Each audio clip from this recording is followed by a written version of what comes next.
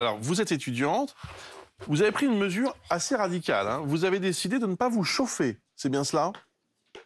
Oui, tout à fait. En fait, j'ai décidé de pas me chauffer parce que tout simplement le prix de mon abonnement est bien cher et pour éviter, toute, surconsommation, je préfère ne pas me chauffer. Ce qui signifie donc que, concrètement, vous faites quoi à la place?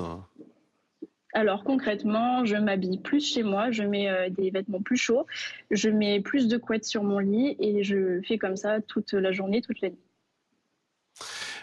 Honnêtement, vous avez, j'imagine, réfléchi avant de prendre cette décision, difficile. Vous avez réussi d'ailleurs à évaluer ce que ça allait vous coûter ou plutôt ce que ça allait vous permettre d'économiser? Alors, en toute honnêteté, je n'ai pas calculé combien ça allait me faire, économiser. Tout ce que je sais, c'est que grâce à ça, je ne dépenserai pas plus à la fin de l'année pour équilibrer, mes factures. Donc moi, ça me suffit et c'est pour ça que j'ai décidé du coup de ne pas me chauffer. Quelles sont les autres mesures que vous avez, souhaité prendre pour faire des économies justement? Ça passe aussi par, l'alimentation, c'est-à-dire que je vais, plutôt privilégier des produits secs au lieu des produits frais.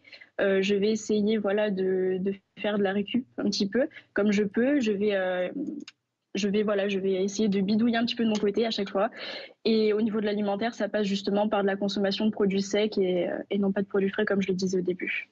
Vous êtes étudiante, je le disais, donc vous êtes, voilà, très occupée évidemment par ces études. Vous avez une source de revenus néanmoins?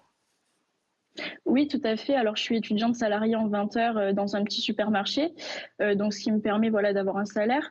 Je bénéficie des APL également, puisque j'ai mon propre logement et j'ai une petite pension alimentaire de la part de mon père, ce qui me permet, voilà, d'avoir un revenu d'environ, 900 € par mois. Donc ce qui n'est pas énorme, mais ce qui me permet, contrairement à certains étudiants, d'être quand même, moins en précarité.